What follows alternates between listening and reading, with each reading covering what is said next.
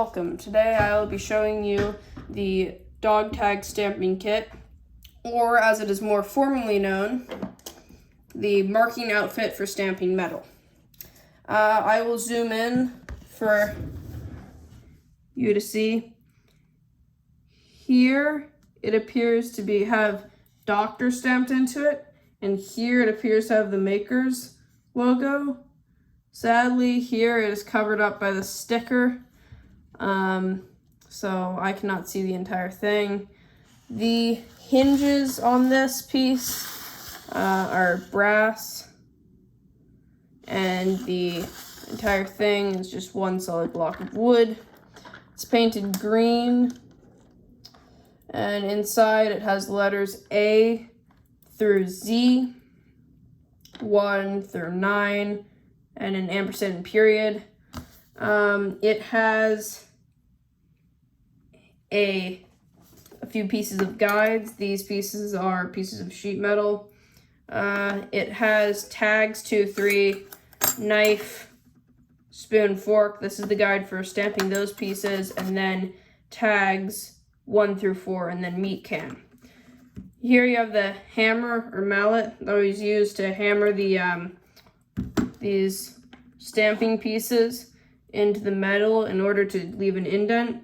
These are pieces of steel, and that is why it's suggested not to use a World War I stamping kit to stamp World War II dog tags, because World War II dog tags are steel, and that causes the tips to get mushroomed, while the World War I dog tags are aluminum, which allows it to stamp into it much easier.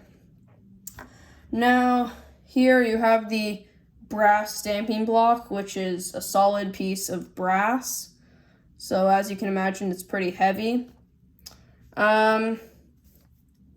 Here you have the spot to put the meat can's handle, or of the frying pan part, in to stamp into, and you'd put down, in this case, this piece likewise, and it would hold down the meat can's handle.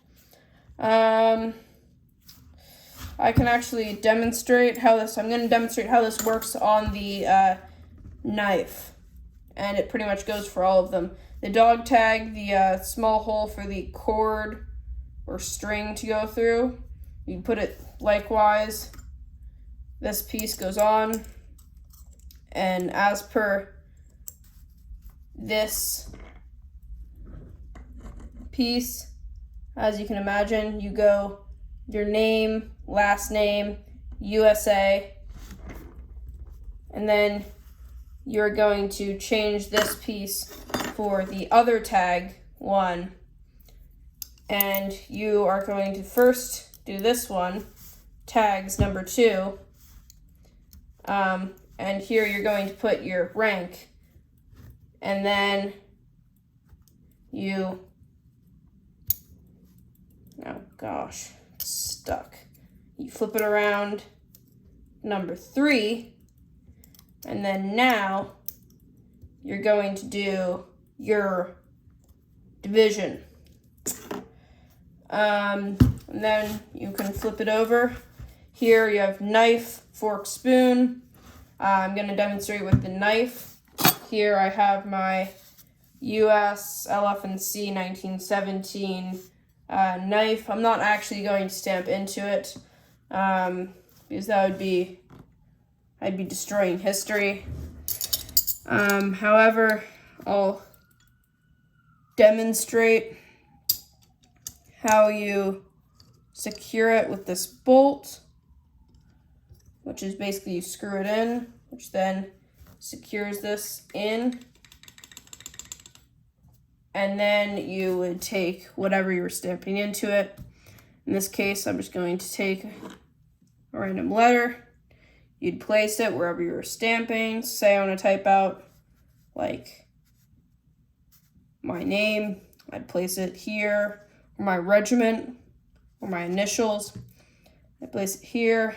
I'd hit it, into the metal, and then it would come away to have formed whatever letter I put into it and whatever letter I desired. Same thing goes for the spoons or forks.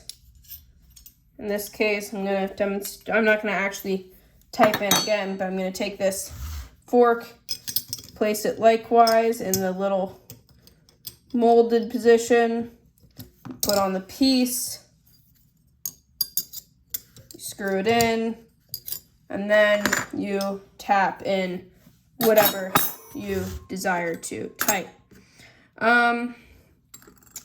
Now, the actual dog tags, I will real quickly show you an example of this with a pair of reproduction dog tags that I have. I am not actually going to type into these blanks, but I will demonstrate how the molds actually look on a real one.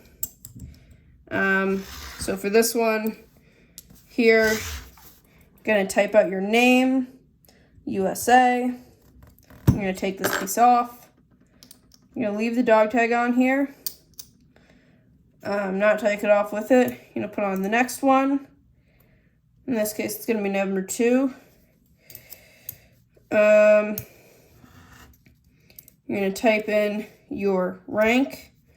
This one doesn't fit too well. It's being a little bit unagreeable, but type in your rank. You remove it.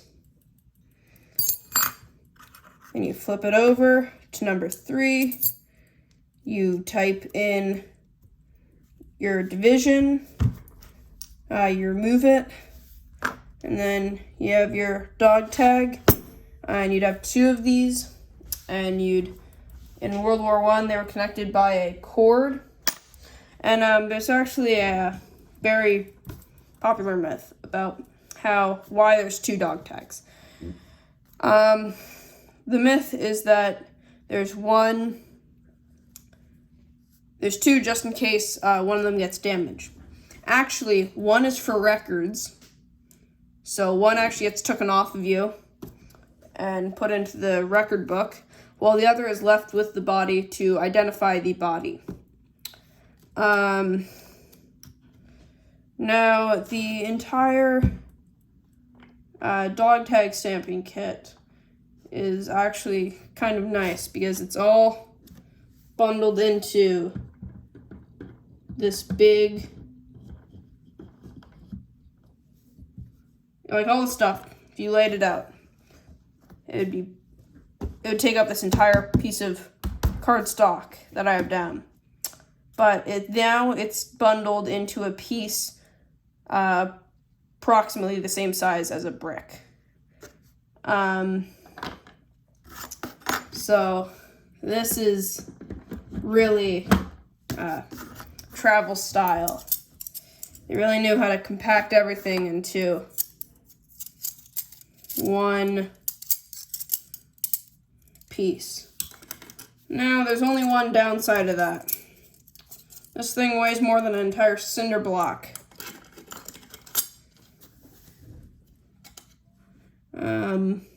But this is one of the things where you really don't see it very often in this condition. And they're really, really one of my favorite pieces that I have. Thanks for watching. Please like, subscribe, and watch our other videos. Thank you.